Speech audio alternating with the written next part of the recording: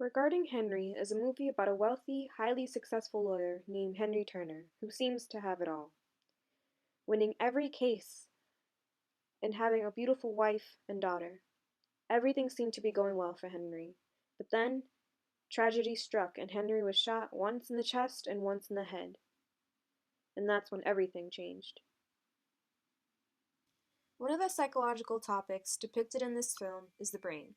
Henry was shot in the head, and it hit his frontal lobe. Now, the frontal lobe is responsible for motor skills, memory, and personality. Because his frontal lobe was damaged, Henry woke up without the ability to walk, speak, or move past a certain point. He also could not recall his past.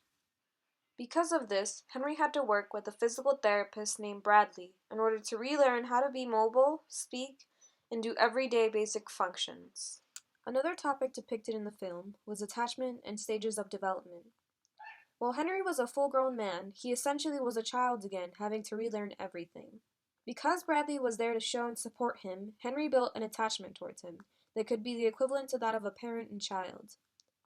You can see this when Henry doesn't want to go home because he knows Bradley won't be there. He doesn't want to go anywhere without Bradley. Then Henry rejoined society. I thought I could go back to my life, but I don't like who I was, Bradley. I don't fit in. In the beginning of the film, it is revealed that Henry and his peers are very arrogant and selfish. Upon going back to his job, Henry realizes that he is no longer that person. This brings up the topic of the superego. Before the accident, Henry seemed to have little morals. However, after the accident, his superego was more active in getting him to behave morally. You can see this when Henry decides to go back to his old case, the one originally depicted at the beginning of the film, and realizes that he left out specific details that would have helped the other people in the case gain justice. He realizes that this was wrong on his part and decides to forego the warnings of his peers and make sure that the other people knew of that statement in order for them to gain the justice that they deserved. The overall message this film depicts is regarding the treatment of those who struggle from psychological damage. Henry, as an example, was looked down upon by his so-called friends because of the way he was acting, which was different to the way he used to, and was different to the Henry that they once knew.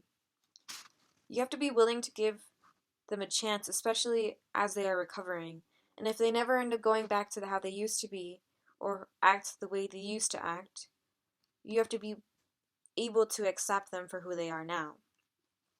And I think another important message is the way people who have psychological damage are depicted. For the most part, most of Henry's peers saw him as an imbecile because of the way, he spoke, the way he thought, and the way he interacted with people.